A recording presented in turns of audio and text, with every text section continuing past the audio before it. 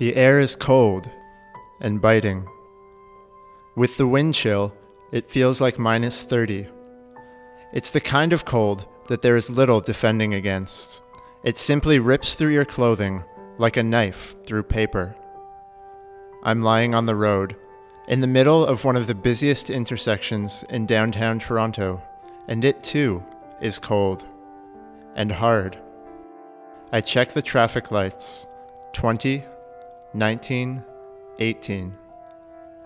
Being on the ground, with cars on all sides, is mildly unnerving.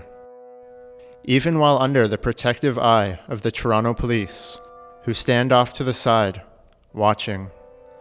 The stream of pedestrians stepping over and around my body does nothing to comfort me. Check the lights again. 12, 11, 10. Despite the cold, I must work my camera, which means my hands must be exposed, which means my hands have lost all feeling from the wind, and keeping them steady is near impossible. My lack of sleep over the last 3 days is not helping any aspect of this situation. 3, 2, 1. I get up and run back to the corner. If you're thinking that scenario sounds anything less than pleasant, you'd be entirely right.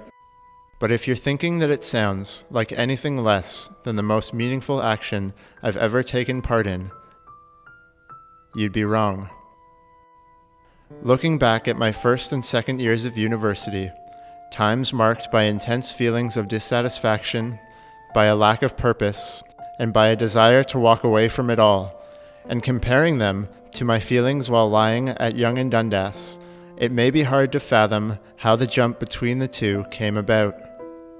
The easy answer is my work with Oxfam, for it was through that work that meaningless essays were replaced by fundraising events, that unfulfilling lectures were replaced by rich and deep outreach conversations, with educational opportunities, with political advocacy, and with an ever-expanding Ox family.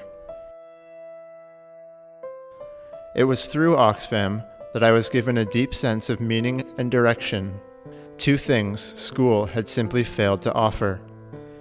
As incredible as those experiences have been, however, meaning and direction will only get you so far in -30-degree weather.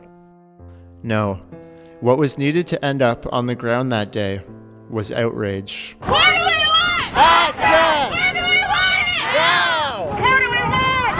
Access! Who do we want it? Outrage at seeing, in video form, how effective AIDS medication was, at learning that Canada had the opportunity, through Bill C-393, to provide generic versions of these drugs, at low cost, to those in need around the world.